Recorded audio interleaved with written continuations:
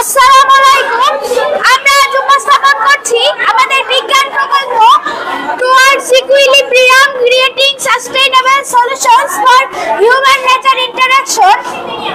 আমরা জানি শিল্পায়ন ও প্রযুক্তির অগ্রগতির জন্য মানুষের জীবনযাত্রা অনেক উন্নত হয়েছে, কিন্তু সেই সাথে পরিবেশের ভারসাম্য নষ্ট হচ্ছে।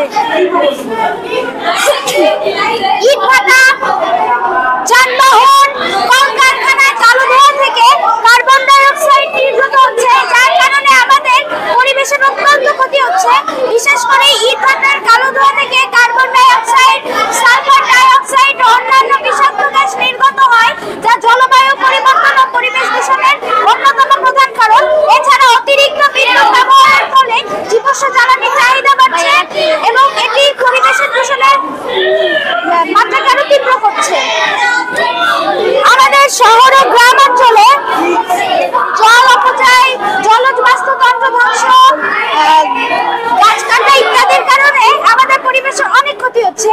তাই আমরা আমাদের প্রজেক্টে solar panel, wind mill, aquatic lake, তারপরে diversity park, diversity road, sustainable buildings, hybrid electric cars ইত্যাদি ব্যবহার করেছি এবং এই জিনিসগুলো থেকেই কিন্তু আমরা একটি সুন্দর শহর গড়ে তুলতে পারি।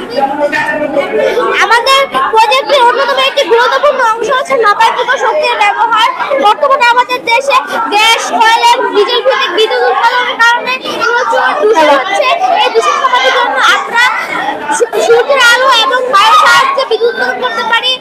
এর ফলে আমরা পরিবেশ বান্ধবভাবে বিদ্যুৎ উৎপাদন করতে পারবো। আমরা বায়ুকলের মাধ্যমে বাতাসের শক্তিকে বিদ্যুৎ রূপান্তর করতে পারি। এটি সম্পূর্ণ পরিবেশ বান্ধব ও টেকসই। তাছাড়া আমরা সূর্যের আলোকে সৌরপ্যানেলের মাধ্যমে আমরা চাইলে বিদ্যুৎে রূপান্তর করতে পারি। এটি আমাদের জীবাশ্ম জ্বালানির উপর নির্ভরশীলতা কমাবে। আমাদের প্রজেক্টের অন্যতম একটি গুরুত্বপূর্ণ অংশ হচ্ছে এই কলমটি। সাধারণত আমার অনেক কাগজ অপচয় হয়, আবার এইগুলোর জন্য অনেক গাছ কাটা লাগে, কিন্তু আমরা যে অপচয় হওয়া কাগজগুলো দিয়ে পেপার রিসাইকেল করতে পারি এবং এরকম কলম বানাতে পারি। এই কলম দিয়ে লেখা শেষ হলে যদি মাটিতে পুঁতে দিই তাহলে সাথে আবার গাছ উঠবে, কারণ এই কলমের ভেতরে একটি বীজও আছে। হ্যাঁ, তাছাড়া আমাদের এখানে আছে ডাইভার্সিটি রোড। এই ডাইভার্সিটি রোডটি আমরা বিভিন্ন ধরনের অপচনশীল বস্তুকে রিসাইকেল করে তৈরি করতে পারি। এটি করলে আমাদের অপচনশীল বস্তু যেভাবে সেভাবে পড়ে থাকবে না, এটাকে আমরা আবার সুন্দরভাবে ব্যবহার করতে পারবো।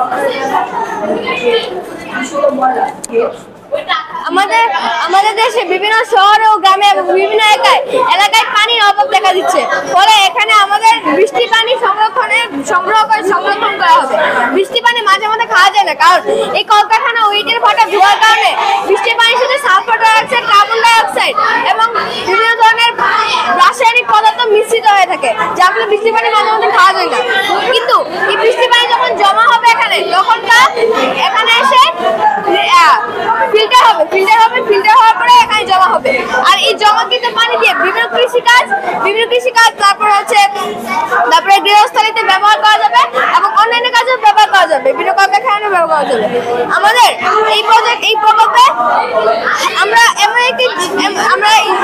বৃষ্টি পানি সংরক্ষণের মাধ্যমে বিভিন্ন জ্বালানির ব্যবহার কমাবো, যেমন কয়লা, রাসায়নিক গ্যাস এবং অন্যান্য ব্যবহার। তারপর হচ্ছে আমাদের এখানে ডাইভার্সিটি পন্ড রয়েছে, ডাইভার্সিটি লেক এবং ডাইভার্সিটি পন্ড। ডাইভার্সিটি পন্ডে আমরা জীববৈচিত্র্য সংরক্ষণ করতে পারি। যেমন ডাইভার্সিটি পন্ডে আমরা বিভিন্ন ছোট প্রাণীকে লালন পালন করতে পারি, যেমন মাছ এবং অনেক কচ্ছপ এবং অন্যান্য পারি। আর আমাদের এই লেকে হচ্ছে আপনার বিভিন্ন ধরনের জলজ উদ্ভিদ থাকবে। আমাদের এখানে একটি স্মার্ট বিন রয়েছে, যে স্মার্ট বিনের উপকারিতা হচ্ছে মানুষ যখন এক কাছে যাবে ময়লা ফেলানোর জন্য, তখন এটি অটোমেটিক্যালি খুলে যাবে এবং কিন্তু বিদ্যুৎ সঞ্চয় হবে। এবং যখন এই স্মার্ট বিনটি পুরোপুরিভাবে ফুল হয়ে যাবে, তখন এখান থেকে এই স্মার্ট বিন থেকে অটোমেটিক্যালি বিভিন্ন ইন্ডাস্ট্রি যেখানে রিসাইকেল করা হয় এবং এই ডাইভার্সিটি রোড তৈরি করা হয়, সেখানে একটি নোটিফিকেশন যাবে যে এটা